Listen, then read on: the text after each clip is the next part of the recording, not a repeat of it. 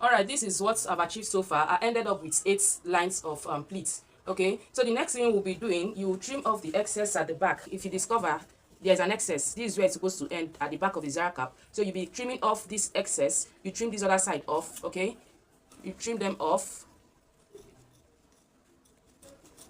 So after trimming off the excess, you fold all the pleats together, fold all together, then bring this one.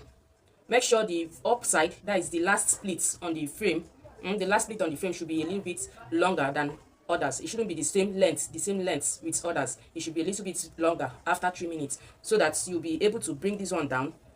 Are you seeing it? Cover the excess, that is cover the other parts inside, then bring it down.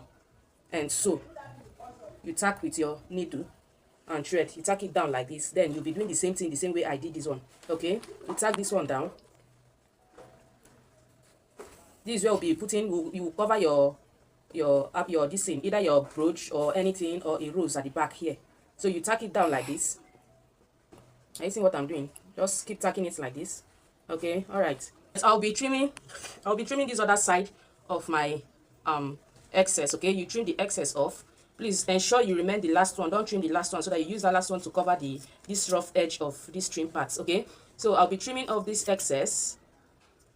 Then you bring down this one, cover it up, sew it close to the previous part you cut. This is the previous one I trimmed out. And then I'll be sewing it. You cut it out a little so that it won't be bulky. You cut it out a little.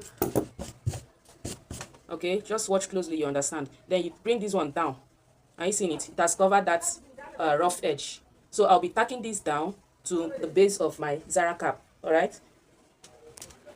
Then you tie it very well and cut off the excess thread, and this is what we have at the back. Okay, so the next, of course, I'm not going to leave it this way. I'll be covering it with either a rose shape, or with the same fabric, or a bow tie, or rabbit ear style, any kind of style, or a loop style at the back. Anyhow you want it, you can go ahead and design the back. But for today's tutorial, I'll be making a rose because of my material is very small, so I'll be making the rose. Okay, and the length of my rose at the back, I'll be working with 40 inches for the length.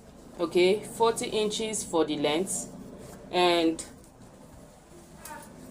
10.5 inches for the width. Okay, 40 inches for the length and 10.5 inches for the width. Then I'll fold it in 2 equal parts like this. Please don't mind my this. I don't know how managed gum touched my work. The UHU gum poured on it, so it's happened to bring this stain.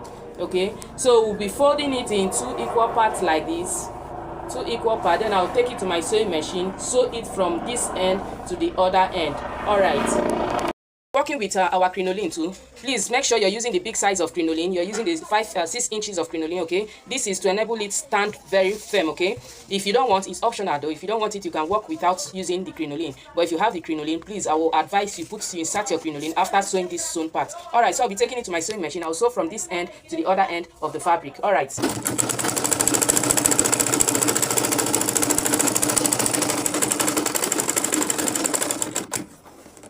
All right, now what the next thing I'll be doing, I'll flip it to the right side of my fabric. You turn it to the right side of my fabric. Okay, when you've done turning it, you insert your crinoline.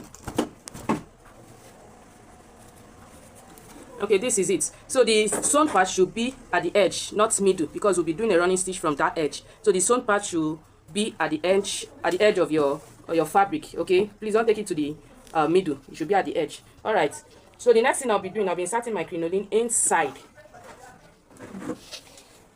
Inserting my crinoline. So the next thing I'll be doing, I'll start running my stitch from this end down to this end. Now this is how to make a running stitch like this. Are you seeing it? Then you pull your thread, you continue again, just like that, till I get to this other edge of my fabric. This is what I've gotten so far. When you get to the other end, you drag. Okay, this is our